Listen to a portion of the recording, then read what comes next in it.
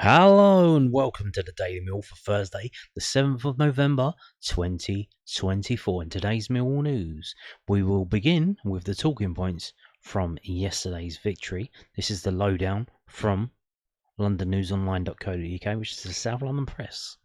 Talking points from Millwall's 1-0 win over Leeds, clean sheet Kings as Neil Harris makes phenomenal impact since replacing Joe Edwards. Millwall moved into the Championship playoff places on Wednesday evening after a superb 1-0 win over rivals Leeds at the Den. The Lions made it 4 wins in a row and a fourth consecutive clean sheet, with Jafet Tanganga's 40th minute strike settling the SC16 contest. Here are Edmund Brack's talking points from the Den. Changes needed for the first half, but still competitive. With 3 matches within the space of a week, including back-to-back home fixtures against automatic promotion-chasing duo Burnley and Leeds, Mill head coach Neil Harris was forced to rotate his side for Wednesday night's clash. Out came Femi Aziz and Casper Denor, 2 of the star performers in Sunday's 1-0 win over the Clarets for Duncan Watmore and Ryan Wintle. Danny McNamara also came in at left-back for the suspended Joe Bryan. Yeah, not only is it 3 games in a week, but we're playing Sunday, Wednesday, Saturday morning. So it's condensed even more. And we've done well to win against Burnley and Leeds, both games at home. Now comes the big test of Stoke away, because I would imagine with it being an early kickoff, that they've literally, they got Thursday, and then on Friday they'll be travelling up there to stay in a hotel, and then the game is on Saturday morning. So there's literally no rest for the wicked. The one moment of quality for the Lions in the first half came from Romain Esse's dance towards the box in the 20th minute from the right-hand side, gliding past Leeds shirts to fire a shot at Elian Meslia's goal. The Lions soaked up pressure for the entire first half. Leeds had more than 70% possession and put a number of dangerous crosses into the box. Their diligent defending paid off in the 40th minute when Tanganga poked Jake Cuba's header back across goal from a free kick past Meslia. Denor and Josh Coburn were subbed on in the second half to bring fresh impetus and energy, the latter winning some late fouls to eat up valuable seconds. Mill nearly went 2-0 ahead on 86th minute. Cooper's header from a free kick at the back post was met by Leeds substitute Matteo Joseph, whose attempt to shut down Aziz saw him deflect the ball onto the right-hand post. The Lions saw out the match with a very classy defensive display. Chop stuff. Harris's points return since replacing Joe Edwards as Mill boss on February the 21st has been nothing short of phenomenal. The Lions have averaged 1.65 points per game, and if that was maintained over a 46-game season, then the South Londoners would finish on 76 points, enough to finish in the playoffs in the last 3 campaigns.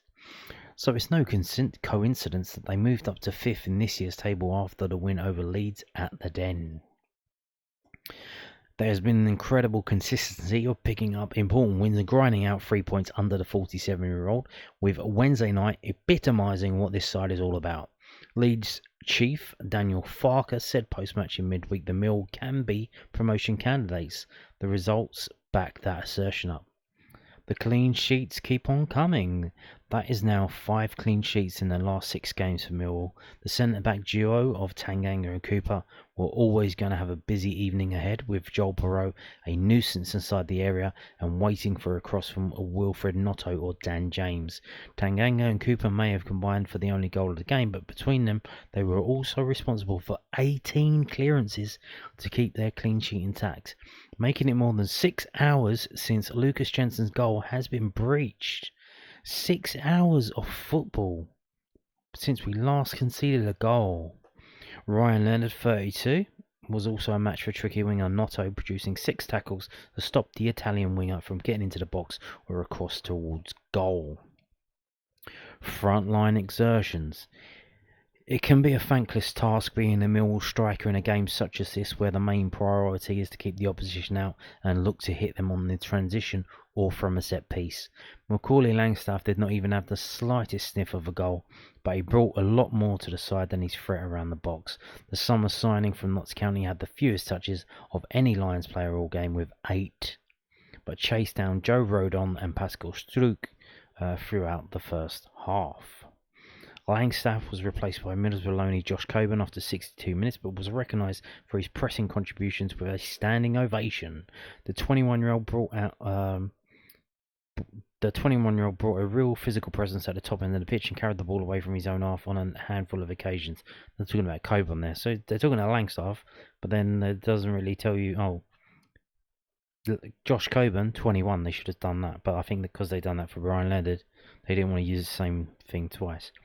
So, yeah, Coburn, Langstaff, Mihailo Ivanovic and Tom Bradshaw have all led the line this season under Harris Mills' all-time record goal scorer. The demands of the job suggest it will continue to be rotated. I think Josh Coburn is a cut above, personally.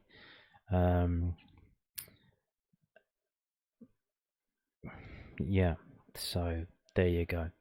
Now, also from the South London Press, we have pictures from Brian Tonks. If you didn't know, Brian Tonks is, I don't know if he's the official Millwall photographer, but he takes all the photos for Millwall, I think. So, yeah, Brian Tonks' picture gallery from Mills 1-0 win over Leeds United, including shots of supporters. Are you in any of these pictures? Are you? I don't know. You tell me. Leave a comment below. Here are a selection of Brian Tonks' pictures from Millwall's 1-0 win over Leeds United on Wednesday night. A lot of scarves being sold. They look nice. Like, they've got a variety of ones. They got like a black and yellow one, all kinds of. They got the poppy one. I don't know how they are, because with stuff like this, I want to touch it, I want to feel it. Is it soft? Is it, the material? Does it feel like quality? That's what I'm interested in. So, yeah, there you go. There's someone else with a scarf. It's getting a bit nippy out, isn't it? There you go. That's the end of the game. It's not really in any order. That again, I think that's the end of the game. And James Berylson is there, and there's Steve Gallen. Is Steve Gallen having a yawn, or I don't know what's going on there? Kevin Nugent in the back there. So, and here's some more fans. Is this you? Or is that you? Is that you? How about that? No? Okay. And there's one there. Is she taking a picture of herself or the pitch? Hard to tell these days. I don't know. There you go. There's Josh Coburn at the end of the game, taking it to the corner, like he was told to in the last game, but he didn't, because George Saville decided to take a free kick that went about 20 yards over the bar. Who, me? Yes, you, sir. And there you go.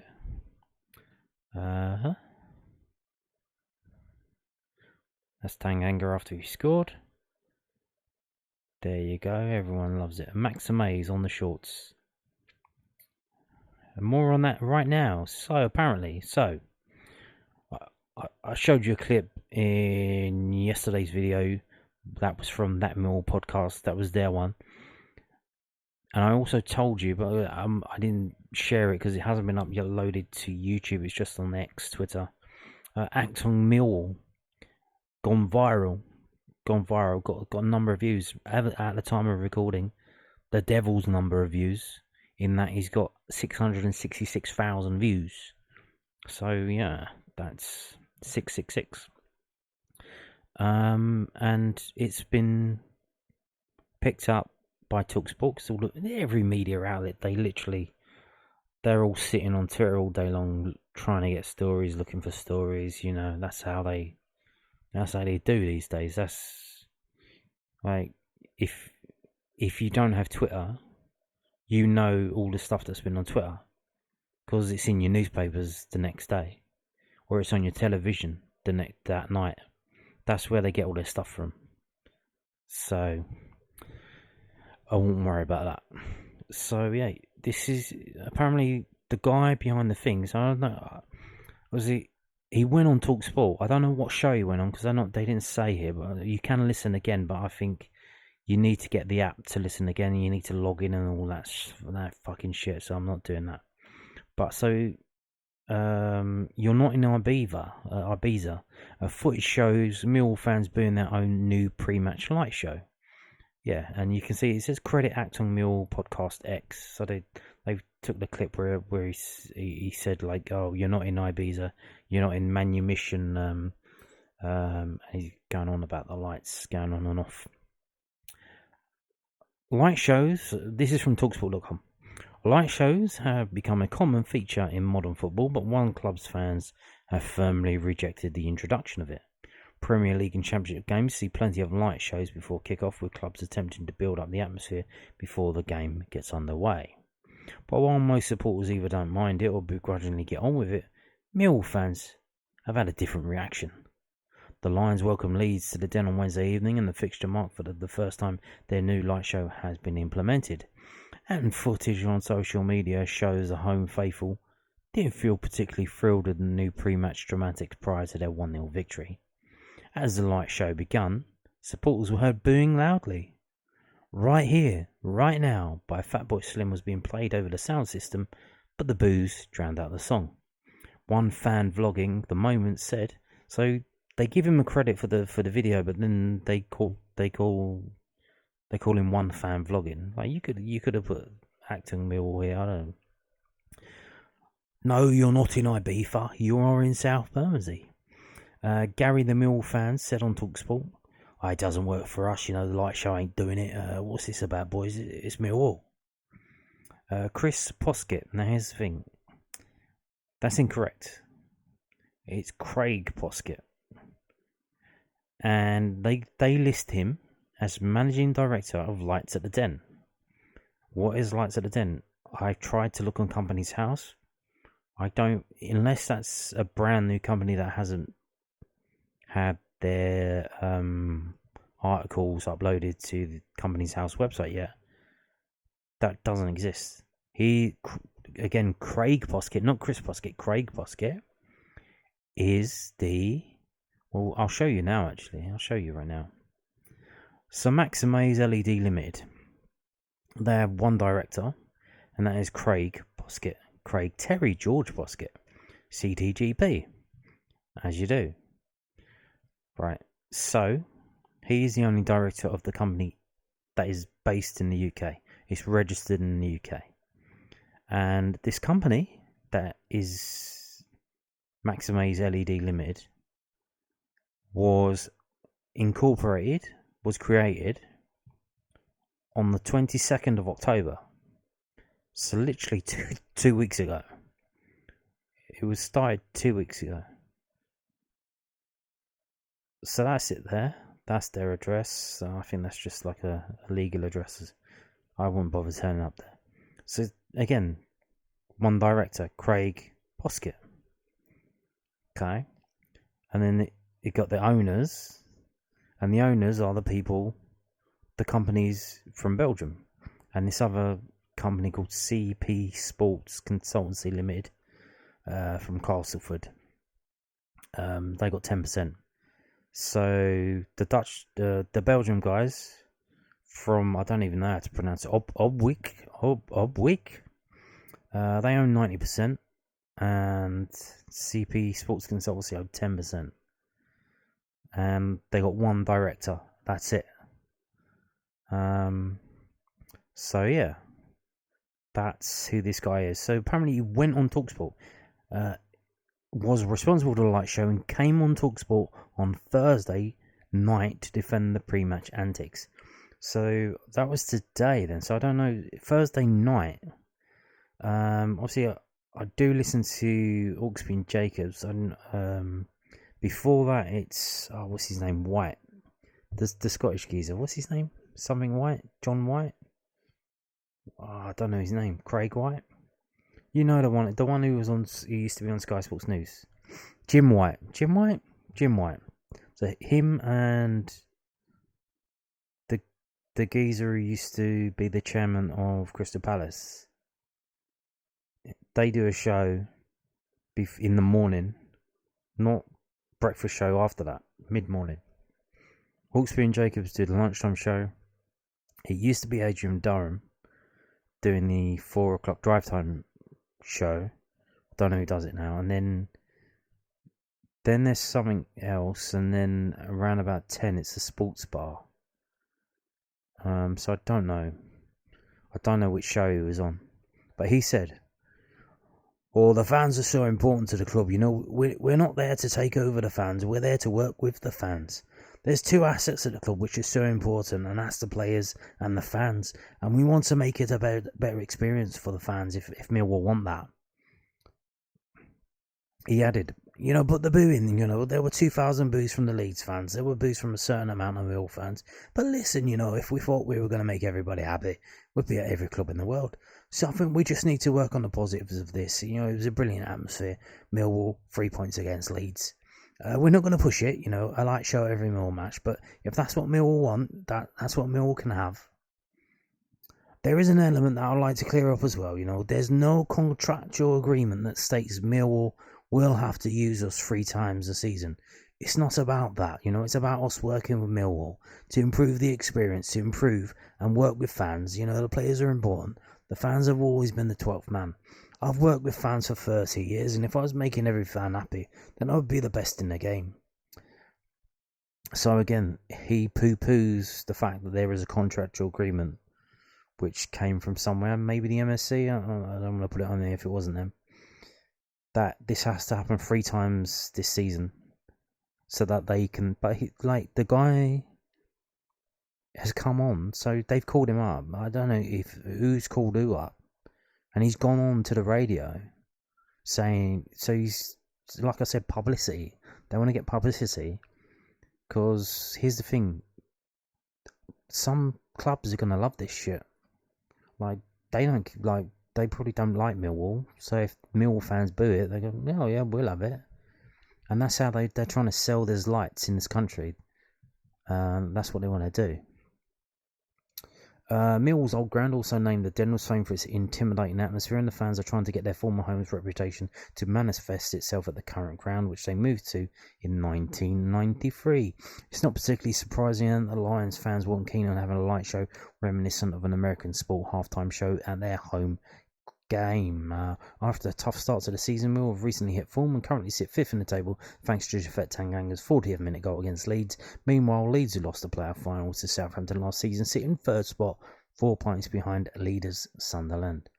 So there you go. Did you hear this on Talksport? What show was it on? Is it this? Is it this one? The Den has spoken, dear listeners. That's going to give me a headache. Anyway, I love it. Let's hear from Craig Poskett, Managing Director of that light show. Hello, Craig. Hello, Craig. Call him Craig. Afternoon, guys. How are you? Oh, very well, thank you. We are. Boo! Said the Millwall fans. Yeah. A bit extreme, is it? A bit too much. Let me just clarify something there. First of all, I'm from Leeds. I'm from West Yorkshire. I'm not a Leeds fan, so I do hope to go to Millwall again. So just clarify that. If you wanted to, I'm not going to show the whole clip. If you wanted to listen to the clip, it's a 3-minute clip. Go to Talksport.com and I guess search for Mill fans boo. It should come up. So yeah, that was probably the highlight of the game, really, after Japhet's goal. Made me laugh anyway. I don't know about you. So let's get on to some post-match comments, because the evening game, we have to wait for them to come out to the next day. You can't publish everything straight after the game. You have to wait till the morning. So here we go. This is from southernnews.co.uk. Millwall manager thinks it's too early to discuss playoff push. Mill head coach Neil Harris said it's too early to be thinking about his side making the playoffs. The Lions rose to 5th in the table after beating Leeds United 1-0 at home last night. They have now won 4 games in a row and kept 4 clean sheets in a row, making them the most informed team in the Championship. Prior to their 4-game run, they were languishing in 20th, only 2 points above the relegation zone. Their defensive record is especially impressive, as they have only conceded 5 goals in the past 12 league games. Whoa! Despite their recent success, Harris is keen to take it 1 game at a time. Oh yeah, it's too early. We're really pleased with the form we're in at the moment. We've seen in the space of 2 weeks how quickly form guides and the league table can change. We've just got to keep pushing forward. We've got to get through Saturday now, so a quick turnaround. We get through that and we'll try and pick some more points up with a positive result at Stoke. Then we got a couple of weeks to rebuild, regroup, get a couple more players back fit. And that'll be the reality. This football club, you know, we don't get ahead of ourselves. There's no expectation in my changing room other than, as I said to you guys, I just want every individual to be the best that they can be. You know, it's my job to make every individual better as a player, realise their talents, identify their weaknesses and try and make them better. And that's with Jake Cooper and Jules Saville, Ryan Leonard, not just with, you know, the youngsters, Romain Esse, Mihailo and Josh Coburn. Well said. Well said. Remember that? Remember under Mick McCarthy when we were top of the league and we on Boxing Day we ended up getting relegated? Oh, God, that was a fun old time, wasn't it? Jake Cooper from LondonNewsOnline.co.uk, South London Press. Jake Cooper hails remarkable job Neil Harris has done as Mill motor into the Championship playoff zone. Jake Cooper has described the job that Neil Harris has done since returning to Mill as remarkable. The Lions have taken the most points in the Championship, 48, since the club's all-time record goal scorer replaced Joe Edwards as manager in late February. Mill have kept 4 clean sheets in a row, the lightest in last night's 1-0 win over Leeds as they climb to 5th in the table. Since the start of the last season, the Lions have won by a 1-0 scoreline 14 times, easily the most times of any club in the second tier. Cooper headed the winner in their single goal success over Burnley on Sunday and then provided the assist for Japhet Tanganga's right-footed finish against Leeds. Mill are top of the form guide for the last 8 matches and are unbeaten in 6 games. Asked about if there is anything special that sparked their run, Cooper told Mill's TV. His confidence, momentum and belief, we certainly got that. The gaffer brings a lot of that. His record since he came to the club speaks for itself. The way he's galvanised the squad is remarkable, really. We love playing and working for him. He's enjoyable and we're winning games and loving football at the moment. You can't beat the nights like that, you know, at the Den. The fans have been amazing and it's a really good week. It's lovely to get those clean sheets. We feel really solid as a whole team and the defenders are chipping in with goals now. It's coming together nicely. It's been coming for Jaff, you know, a few balls have been landing at his feet in the box and he took it really well.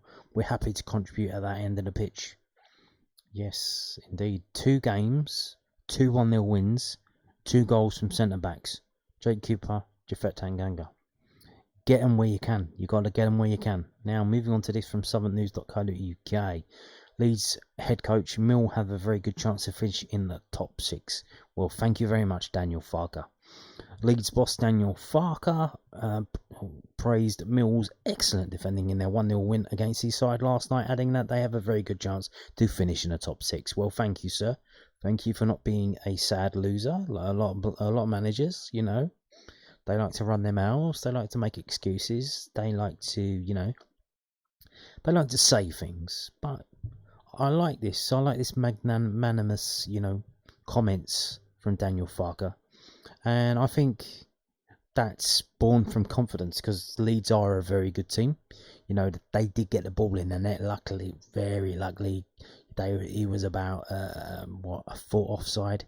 It was very lucky. But we did end up winning. But Leeds are a quality team. They know they're a quality team.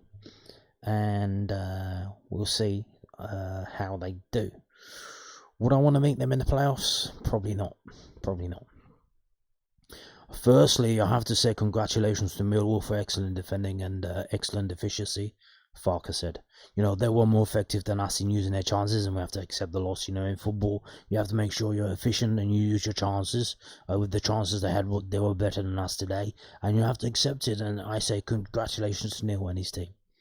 The Lions opened their scoring, yeah, we know all about that. Farke admitted his side struggled to contain Cooper. Obviously, you have to accept that you can't win all the headers against Cooper. You know, he's a giant. He's just too tall. But you have to make sure that he can't score and that you're there for second balls because they're always trying to find him in the far post. You know, he knocks the ball down and they're there for the second phase. And we spoke about this. You know, we had 2 players for Tanganga for the area who should have dropped with him. After this long ball to Cooper, they were just standing around the box line and not dropping. And then Tanganga's there and he says, thank you very much. And he puts the ball away and that decides the game, you know. And they just had this one chance and they were effective and they concentrated and they focused. And for that, you have to say congratulations to their effectiveness. And that was what went wrong in the first half. In the second half, I got the feeling in the first 20 minutes, we also had lots of pressure on them. But they were excellent defending. And you can't beat them with crosses because Cooper the giant, you know, he heads out each and every ball out. And it's difficult here to equalise because, they're excellent at defending and they're an experienced side. They know sometimes how to break the rhythm with the tactical fouls, sometimes to waste a bit of time, but, no complaints.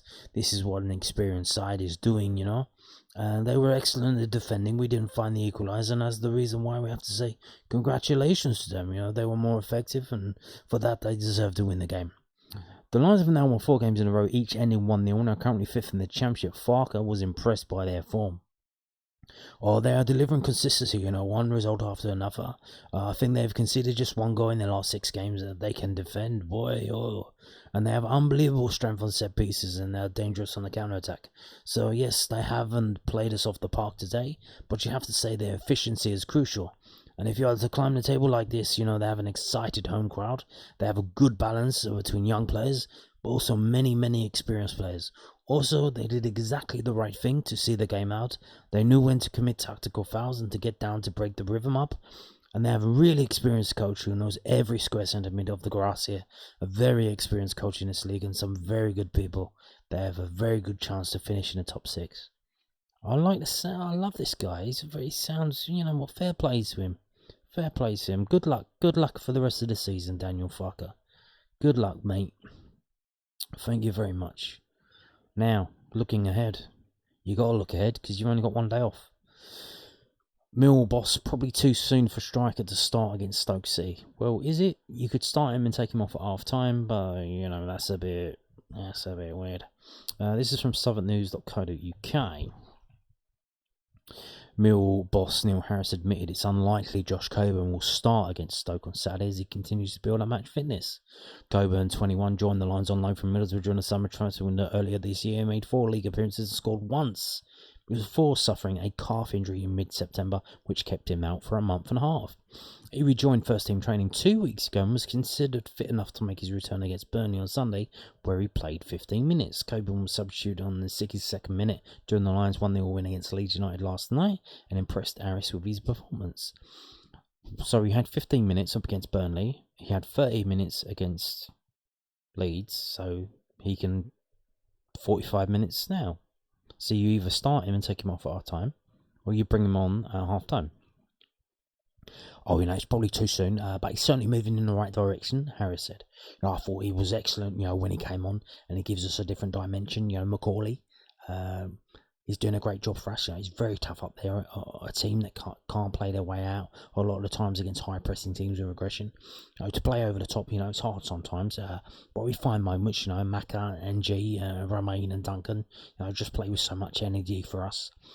Harris also confirmed Tom Bradshaw, Adam Mayer and Billy Mitchell would not be available until after the international break. It's too soon, they might be back after the international break. We've got games in the international break to get players up to speed.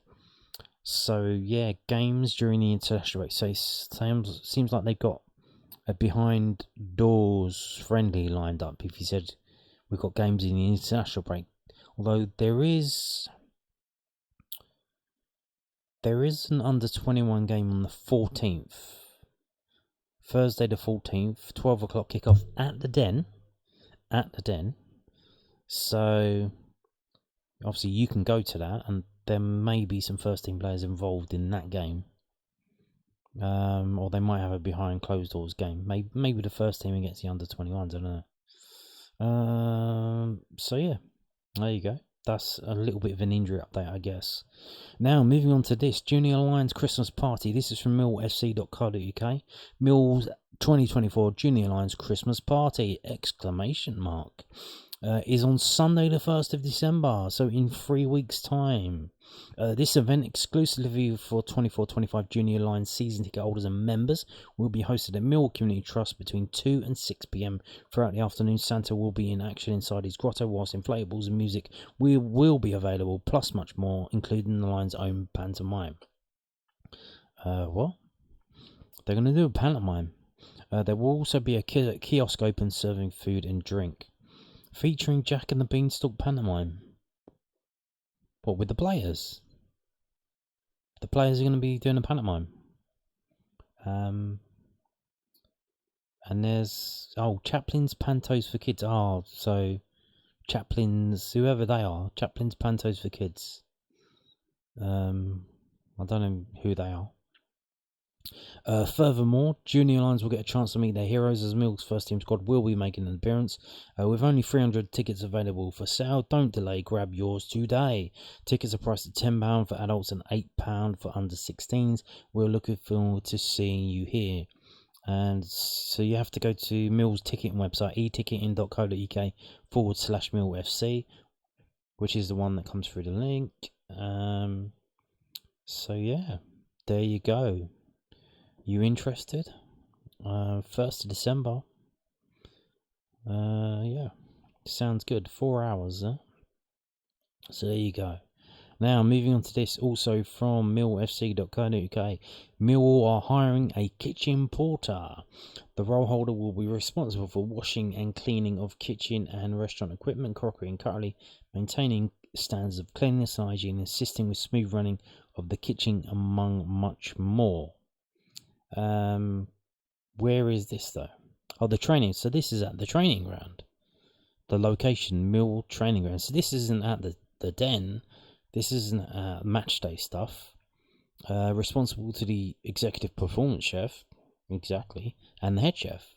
And if you didn't know, the steward, the big one with the hunchback, who is colloquially known, referred to as Lurch, he is the head chef at the training ground.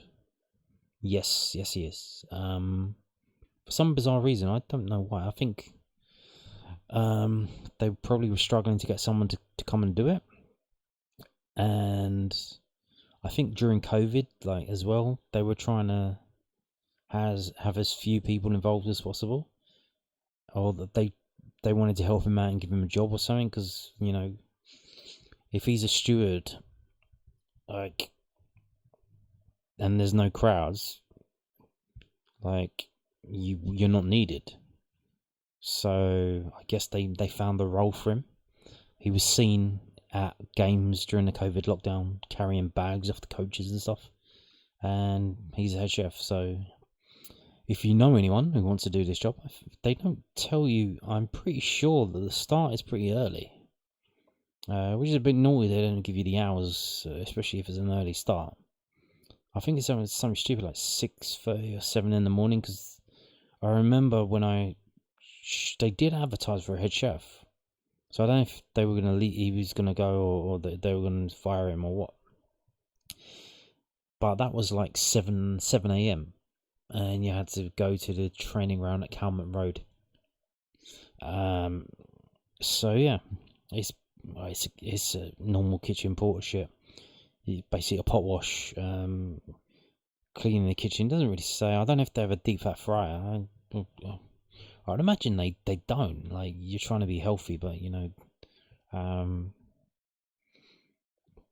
most kitchens have deep fat fryers. I don't know if they do or don't. But yeah, it's just normal shit really. Doesn't tell you how many hours a week. 40 hours a week, 5 days a week. So there you go. It's literally just training, I guess, Monday to Friday.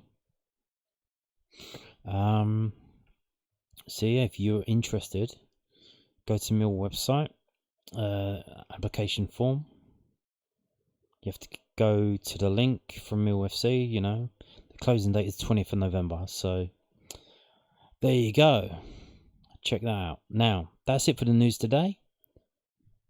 I'm going to move on to stats. If you're not interested in that, thank you for watching. See you tomorrow. And we're going to start off with a stat from today. We are now down to 6. Because West Drawridge Albion have drawn another game. They've drawn 6 games in a row. And they drew Burnley. This was the midweek game on a Thursday for some reason. And 2 teams that love to draw, they drew. Quelle surprise. And that means West Brom got another point, so they jumped up, and we are now down to 6. Level on points with West Brom and Watford. So yeah, there you go. Now, moving on to this. So, Millwall stole the ball often from the opposition. We were effective at creating goal scoring opportunities from set pieces. We lost possession often. We gave away a lot of free kicks around the box, but we were caught offside often. We attacked down the right side, and we favoured long balls, of course. So let's have a little look. Attempts on target 6 to 14, open play 2 to 10, from set pieces 4 and 4. Our 1 goal from our 6 shots means that gives us a conversion rate of 16%. And you can see we were mostly going down the right hand side, and that was, I believe, where Romain Esse was, so makes sense. Shot directions, shot zones, action zones, player positions. Look at that. Look at that. Effectively playing 4-2-4, but not really an attacking 4. Barely over the halfway line. Damn. Very compressed as well. You can see the average position. Very compressed. I don't think we were trying to really play them offside that much. But Leeds playing with the three at the back, 3 centre backs. So what were they playing? 3-5-2, literally. 3 centre backs, 3 central midfielders, 2 full backs, and 2 wingers. So the centre forward was dropping deep. I presume to pick the ball up off the 8 or the 11. So yeah, it looks like a star. Okay, cool. Now moving on to this. If you look at, so here's the match events. If we can just pause that, thank you. Here's the match events. Obviously, goal, 2 cards for us. We make the substitutions first. Just trying to get those fresh legs on, which is no surprise. Everyone basically running themselves into the ground. And then they make the changes. And it didn't really work out for them. If you look at the top left and top right where the club badges are, you can see the average player rating for each team. It's 6.99 for Millwall, 6.44 for Leeds. We were better than them. They have given the man of the match from this website to Jake Cooper, but bizarrely he is 8.3. But Tanganga also has 8.3. Obviously one of them assisted the other one to score. So I don't really know. We'll have to check on the next page to see what the difference is there. We have literally quite a few players. So Jensen 7.3, McNamara 7.2, Leonard 7.3, Saville 7.2, and even the rest of the players not that bad, like 6.5 and above. For Leeds, who have they got? Firpo 7.1, Rothwell 5.9. Okay, let's go through all of the stuff from the game and who did what. Wow. Wow. So we had 6 shots, 2 from Cooper and 2 from Tanganga, 1 from Esse, 1 from Coburn, and no one else had a shot. Whereas with Leeds, nearly everyone in the starting 11 had a shot, except for one of the centre-backs and the left-back. Damn. Possession-wise, yeah, 24 to 75. But what was the score? It was 1-0. Yeah.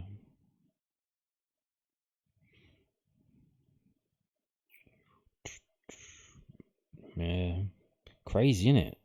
Crazy. But you can see Jensen, 3.3. Every time he got the ball, dropped to the floor. Oh, caught the ball. Oh, dropped to the floor. Didn't need to, Gonna drop to the floor.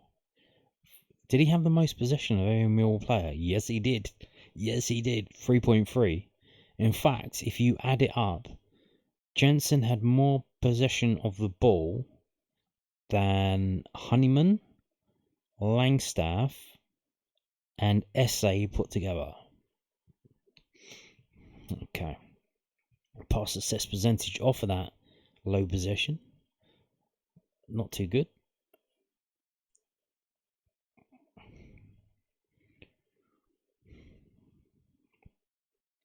Dribbles of the ball, 6-9. Watmore with 2, SA1. Coburn with 2. That's the thing. Not only is he a target man, he can run with the ball. He can run with the ball. Now, all he has to do now is run with the ball and then pass it to the player on the other side of the pitch and send him away, rather than trying to just hold onto the ball and get caught, that he did in yesterday's game. Aerials won 23-20, which is interesting because obviously they weren't really putting a lot of aerials in really, like a few crosses and stuff. But yeah, Cooper with 7, Tanganga with 3, even SA with 2. Tackles 28-12. Yeah, well, we had a lot of defending to do. Cooper did not even make a tackle. So how's he got the star man? Tanganga made 2 tackles, Cooper none. Apparently, because he's got Savile in front of him doing all of his tackling. Cooper doesn't even get a chance to tackle anyone because Savile just tackles them for him. 6 tackles from Savile. Again, what does Savile do? What does Savile do? Take a look at the fucking screen, mate. 6 tackles in the game. He's one of the best tacklers in the league. I can bring it up and show you if you want. Corners 2-12. Yeah, this was the thing. They were getting corner after corner after corner. And I'm like, come on, man. No, they're gonna score from a corner. And luckily they didn't.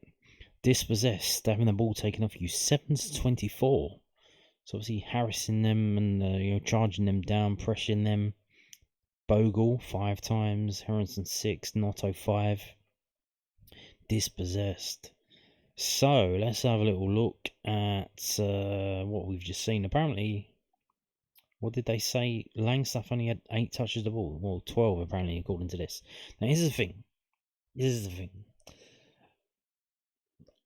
The way this website works is I think they use some kind of computer model or whatever, or they do, or someone else does, Opta or someone, some kind of stats company, to run through the game and take the data from the screen. Some kind of AI model or whatever. They do live stats, but what happens is, once they get the full match replay, they run the computer model over the game, and then they update the stats to the correct amount. So during the game, when the live stats are just guessing, really. That's why I wait until the next day to get the final stats. So Langstaff actually had 12 touches of the ball. So let's have a look at the rating. What was the difference? Wow. So Jake Cooper and Tanganga on the same score, 8.31, 8.31. So why did Jake Cooper get the nod then? Shouldn't it have been a tie? They should have both had the star. Okay. So as we've seen, we had, 6 shots? We had 3 shots on target. Again, see, this is the golden ratio. You go to 6, you half it, you get 3. You half that, 1.5. We just got 1. That's the golden ratio. However many shots you have, half of them need to be on target, and then half of those need to be goals. And that is the golden ratio. If you meet that ratio, you're going to be winning games. Simple as. Again, Jake Cooper, 2 shots on target. That's probably why he got it, actually. Shafet Tanganga, 2 shots, 1 on target. So it really was try and nick a goal from set piece, and we did. If we go through some of the offensive stuff, offsides apparently 3 times. Defensive stuff. So we already know who did a lot of tackling. George Savile with 6, Ryan Leonard with 4, George Hanneman with 3, Casper North 3. Now, interesting. Casper North on the pitch for 30 minutes. He's 4th most tackles of a Millwall player in the game. And you can see everyone else getting involved in the tackling as well. Interceptions. All of these with 1 each. Clearances. Wow. Double figures. 16 for Jake Cooper. 16 clearances. Basically just booting the ball long. Jafet Tangang with 9. Danny Mac 5. Ryan Wintle 4. So what does Wintle do? Well, there you go. George Honeyman with 4. Leonard 2. Femi Aziz 2. Romain Esse 2. Block shots. Jake Cooper, Tanganga, George Honeyman. Interesting. He's playing as a number 10. How has he blocked a shot from there? Well, he's obviously playing deeper, isn't he? So there you go. Let's have a passing wise. Can we get anything up? So you can see, look, 25 passes. The most passes is from the goalkeeper, which is insane. That is actually insane. So 25. We go down to Leeds. Let's have a look at their passing. 100 passes for one player. Their goalkeeper had 22. So literally, only two of their starting team had fewer passes than our most pass player, Lucas Jensen. Damn, that is insane. So yeah, there you go. Crosses and accurate crosses. Jules Saville 4 and 2, Ryan Leonard 2 and 0, Langstaff 1 and 0. Long balls and accurate long balls 25 and 9, 9 and 3, 5 and 4, 4 and 3, 3 and 0. So there you go. That's from whoscored.com. That's all that stuff. XG from fbref.com. XG 0.8 for Leeds, 0.2 for Millwall. They should have scored, and we should not have, but it was the reverse. So yeah, as we've seen, possession, passing accuracy, 242 passes we had. They had 692. 3 of 6 of our shots were on target. 4 of 14 for them. Our keeper made 4 saves, and that's it. And there's only made 2. He let the goal in. You can see fouls 11 to 14, corners 2 to 12, crosses 8 to 29. Oh my goodness, 29 crosses. Touches to the ball 356 to 779, tackles 28 to 13, interceptions 13 to 3, aerials 120 to 18, clearances 30 to 13, offsides 3 to 2, goal kicks 10 to 3, throw-ins 15 to 18, long balls 68 to 41. Shot creating action, goal creating actions. It was Ryan Leonard. I thought it was George Saville with the free kick, but it was Ryan Leonard with the free kick. So, goal creating action, you can see there. So you have the assist, but then what was the pass before the assist? And that was Ryan Leonard apparently. So Lucas Jensen, 4 shots on target against, 4 saves, that's 100%. Post shot XG, the XG that he faced was 0.6. 24 launched attempts, 9 completed, 37.5 completion rate. He had 4 throws. His average length of his passing was 49.9 yards. His goal kicks, all 10 of them were long. Average length was 64.7. He didn't come out for any crosses, and for some reason we don't have the average distance on the goal line. But that's okay. That's okay. So, here is the list of all the shots. Look at that second half. We just basically defended for 45 minutes. That is insane. That is actually insane. We had 1 shot in the second half. Josh Coburn, 77 minutes, 20 yards out with his left foot. It was blocked. Blimey. Damn, bro. Damn. So yeah, first 3 shots of the game. Jake Cooper, Tanganga, Romain Esse. So yeah, Romain Esse was the only, I think, the only shot from open play. Everyone else was like set pieces. Huh? You can see here. So that was alive. So Ryan Leonard crossed it into Romain Esse, who passed it to Jay Cooper. George Saville to Jay Cooper. And then Tanganga, Ryan Leonard with dead ball. He won. Oh no, it goes the other way. It goes 2 to then 1 to the player who shoot. So Romain Esse passed it to Ryan Leonard, who crossed it in for Jay Cooper. Jay Cooper passed it to George Saville from the dead ball. Ryan Leonard got fouled, and then he took the free kick to Tanganga. And then Romain Esse, Leonard passed it to Langstaff, who passed it to Romain Esse, who run through. And I think all the others were set pieces. Okay. 0.08 XG, and after the post shot, it jumped up to 0.59, and that was the goal. A very well taken goal as well. Very well taken. Like I said, in terms of the free kicks have been mediocre, and I'm thinking like give them to Japhet Tanganga.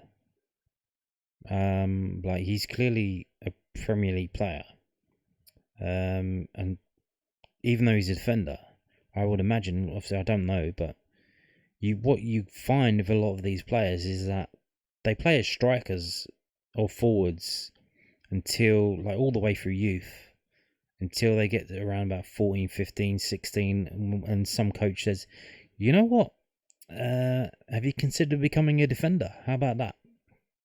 And then they do that, and then that's the way they move, and they get into the team, they find success. Especially this day and age where they want ball-playing defenders. So even like ball-playing goalkeepers, they'll take outfield players and say, hey, you're not really that good, but would you like to be maybe a goalkeeper? Because they want ball-playing goalkeepers. So they just train you up to be a goalkeeper. Intensive training they do. So give Tanganga some give some of the dead ball things, But yeah, this is crazy. Look at the onslaught from Leeds. Although their shots look 11 yards away, 28 yards, 17 yards, 16 yards. We didn't really let them get inside the box, which is good. And then at the end, they're just desperate. 28 yards out, 31 yards out. They're just desperate, aren't they? Just didn't really happen. So there you go. Shall we go through some of the stuff? It was 53 minutes already. If you want to go through it, you can go through it. It's on fbref.com. You just go onto the Mill page, go onto the game, and then you just go through all of this stuff. And I'll go through it now, and you can pause it if you want. And there you go. And on that note, thank you for watching, and goodbye.